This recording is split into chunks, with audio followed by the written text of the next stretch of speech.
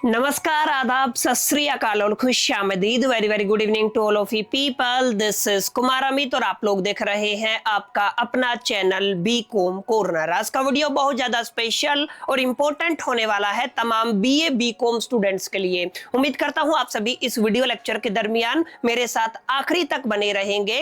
और हाँ, अगर आपको वीडियो हेल्पफुल लगता है, कंटेंट यूजफुल लगता है तो इस वीडियो को लाइक करके अपने तमाम दोस्तों के साथ शेयर जरूर करेंगे। तो विदाउट वेस्टिंग टाइम चलिए शुरू करते हैं। माय डियर फ्रेंड्स, सबसे पहले हम वीडियो को शुरू करें उससे पहले मैं आपको बता देता हूं, आज लाइटिंग का थोड़ा इशू है तो मैं स्टूडियो के अंदर रिकॉर्डिंग नहीं कर रहा हूं। आज की क्लास हमारी बेसिक बोर्ड के ऊपर चलेगी और आज की वीडियो लेक्चर के अंदर हम आपके सेक कैटेगरी के एक इंपॉर्टेंट सब्जेक्ट को लेकर के चर्चा करने वाले हैं, जिसका टाइटल रहेगा फिनांस फॉर एवरीवन। एक ऐसा सब्जेक्ट जो आपको स्किल इनहांसमेंट कोर्सेज के अंदर प्रोवाइड किया जाता है और ये सब्जेक्ट अमूमन आपको करीब करीब हर सेमेस्टर के अंदर ऑफर किया जाता है।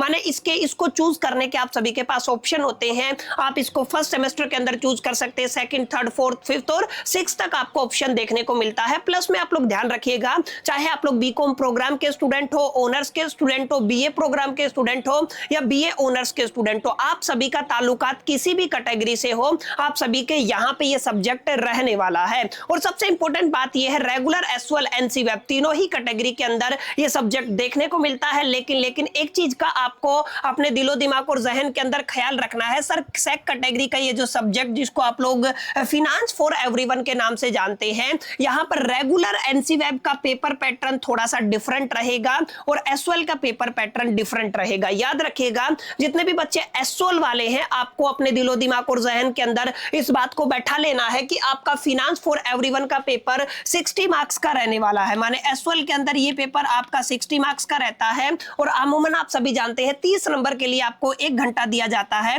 तो एसवाल के अंदर ये पेपर कितने घंटे का रहेगा? सर 2 घंटे का रहने वाला है। लेकिन अगर आप लोग रेगुलर एनसी वेब की बात करते हैं तो ये वाला पेपर केवल और केवल आपको 30 मार्क्स का देखने को मिलेगा और आपको कितने घंटे का समय दिया जाता है? सर आपको 1 घंटे का समय दिया जाता है। सबसे इंपॉर्टेंट बात इस सब्जेक्ट को लेकर के ये है कि जैसे आप सभी ने डिसिप्लिन कोर सब्जेक्ट पढ़े होंगे, डीएससी कैटेगरी के सब्जेक्ट पढ़े होंगे या जेनरिक इलेक्टिव के सब्जेक्ट पढ़े होंगे या किसी और कैटेगरी के सब्जेक्ट पढ़े होंगे, तो वहां पे आपको यूनिट्स के साथ, चैप्टर के साथ उसका वेटेज कंट्रीब्यूशन एक तरीके से मेंशन होता है। लेकिन यहां पे आपको एग्जैक्टली कोई वेटेज देखने को नहीं मिलेगा। यानी ये डिपेंड करता है एग्जामिनर के ऊपर, आपके एंटायर सिलेबस के अंदर से कौन से 6 क्वेश्चन डालेगा जिसके अंदर आपको 4 अटेम्प्ट करने होंगे। ठीक है, तो यहां पे आपको एग्जैक्ट परसेंटेज और वेटेज के पीछे नहीं भागना है कि सर जो फिनांस फॉर एवरीवन का एग्जैक्ट वेटेज क्या रहने वाला है। लेकिन अगर आप लोग रेगुलर एसवाल एनसी वेब की बात करते हैं, प्रोग्राम और ऑनर्स की बात करते हैं, तो तमाम कैटेगरी के लिए आपके सिलेबस के अंदर टोटल नंबर ऑफ यूनिट्स 5 रहने वाली हैं।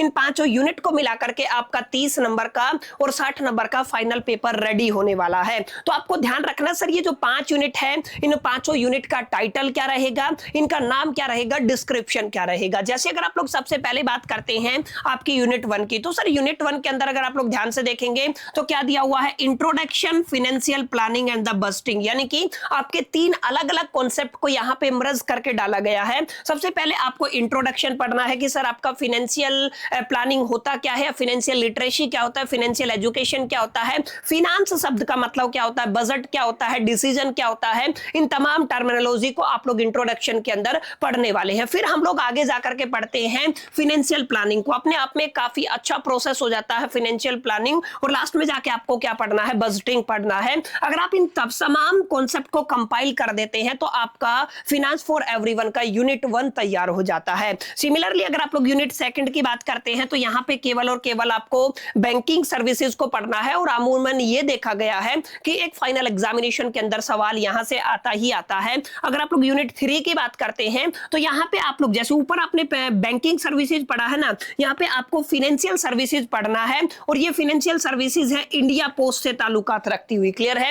तो जो इंडियन पोस्ट आपको फाइनेंशियल सर्विसेज प्रोवाइड करता है वो स्पेसिफिकली आपको यूनिट 3 के अंदर पढ़नी है। ठीक है, तो ये कितनी होगी, यूनिट 1, यूनिट 2, यूनिट 3। ऐसे अगर आप लोग यूनिट 4 की तरफ जाते हैं तो यहां पर स्पेसिफिकली हम लोग इंश्योरेंस सर्विसेज को लेकर के अंडरस्टैंडिंग हासिल करते हैं। इंश्योरेंस सर्विसेज से भी एक सवाल 101% आपके फाइनल एग्जामिनेशन के अंदर पूछा जाता है। और अगर आप लोग 5वीं यूनिट की बात करते हैं तो काफी बच्चों का इस पर्टिकुलर निश के अंदर इंटरेस्ट होता है जिसको आप लोग स्टॉक मार्केट कहते हैं। क्लियर है? तो तो माय डियर फ्रेंड्स, आपके पूरे सिलेबस को यहाँ पर टोटल 5 यूनिट के अंदर बाइफरकेट किया गया है। इन्हीं 5 यूनिट के अंदर से आपका रेगुलर और एनसी वेब का 30 नंबर का पेपर तैयार होता है और आपके एसवाल का 60 मार्क्स का पेपर तैयार होता है। ठीक है, तो ये आपको अपने दिलो दिमाग और जहन के अंदर रखना है। अब हम बात करने वाले हैं माय डियर फ्रेंड्स, यहाँ पर सर 5 यूनिट को मिला करके हमें टोटल कितने नंबर ऑफ चैप्टर्स पढ़ने पड़ेंगे। अब इसके बाद मैं ये भी बताऊंगा सर आपको पढ़ना कहां से है, कितना पढ़ना है, बेस्ट स्टडी मटेरियल कहां से मिलेगा, क्या क्या रिसोर्सेज को फॉलो कर सकते हैं, पेपर का लेवल क्या रहेगा। तमाम मुद्दों पर मैं इत्मीनान से डिटेल में जाकर के आप सभी के साथ चर्चा करने वाला हूं। तो आप लोग एक मेक श्योर करके इस वीडियो लेक्चर के दरमियान मेरे साथ अंत तक जरूर बने रहिएगा। तो माय डियर फ्रेंड, 5 यूनिट को मिला करके आपके टोटल 9 यानी कि 9 चैप्टर आपके फाइनल एग्जामिनेशन के अंदर आने वाले हैं। यानी कि 5 यूनिट को अगर आप लोग पढ़ना चाहते हैं तो एंटायर जो आपका सिलेबस है उसको कितनी चैप्टर के अंदर बाइफरकेट किया गया है सर, 9 चैप्टर के अंदर बाइफरकेट किया गया है। सबसे पहले चैप्टर को आप लोग पढ़ते हैं फाइनेंशियल लिटरेसी के नाम से। सेकंड चैप्टर आपका रहने वाला है वेरियस फाइनेंशियल इंस्टीट्यूशन। देखिए यहाँ पे बैंक्स वगैरह सबको आपको पढ़ना है, तो सेकंड चैप्टर आपका क्या रहेगा, वेरियस फाइनेंशियल इंस्टीट्यूट रहेंगे। उसके बाद चैप्टर नंबर 3 के अंदर आपको पढ़ना है फाइनेंशियल प्लानिंग को लेकर के और बस्टिंग को लेकर के। क्लियर है, यानी कि जो इंट्रोडक्शन है, इंट्रोडक्शन के अंदर आपकी 2 चैप्टर आ जाते हैं, फाइनेंशियल लिटरेसी और वेरियस फाइनेंशियल इंस्टीट्यूशन।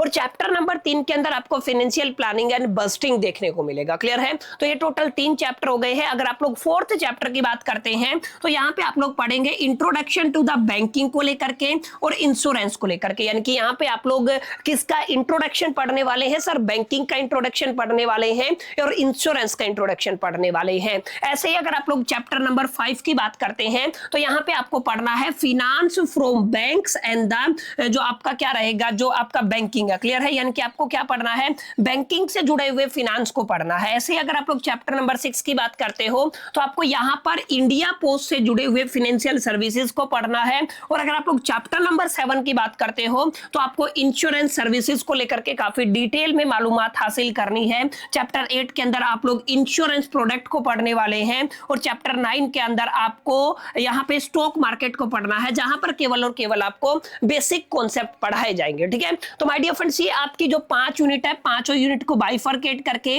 कितने चैप्टर के अंदर डिवाइड कर दिया गया है सर, 9 चैप्टर के अंदर डिवाइड कर दिया गया है। अगर आप लोग 9 चैप्टर को तैयार कर लेते हैं तो इस पर्टिकुलर सब्जेक्ट के अंदर आप लोग out of out easily secure कर सकते हैं। ठीक है, तो माय डियर फ्रेंड्स, ये तो बात रही आपके सिलेबस 2025-26 को लेकर के फॉर रेगुलर एसवाल NC web program and honours. BA की बात कर लीजिए, चाहे आप लोग बीकॉम की बात कर लीजिए। अब सबसे बड़ा जो सवाल बच्चों के मन में रहता है, सर इस सब्जेक्ट को कैसे पढ़ा जाए, इसका डिफिकल्टी लेवल कैसा होता है। अमूमन ये देखा गया है मेजॉरिटी ऑफ द पोर्शन इस पेपर का थ्योरेटिकल होता है। कई बार आपसे कुछ प्रैक्टिकल क्वेश्चन भी पूछ लिए जाते हैं, तो इसको भी आपको अपने दिलो दिमाग और जहन के अंदर रखना है। यानी कि कई बार न्यूमेरिकल आता है, लेकिन मेजॉरिटी ऑफ द टाइम से ये देखा गया है कि आपका थ्योरेटिकल पेपर रहता है। अब जहां तक इसकी प्रिपरेशन की बात होती है तो मैं आपको कोई किताब सजेस्ट नहीं करूंगा, केवल और केवल इस सब्जेक्ट से जुड़े हुए आपको इंपॉर्टेंट क्वेश्चंस कर लेने हैं। क्लियर है, अगर आप लोग केवल और केवल इंपॉर्टेंट क्वेश्चंस को तैयार कर लेते हैं, जैसे 9 चैप्टर है, अमूमन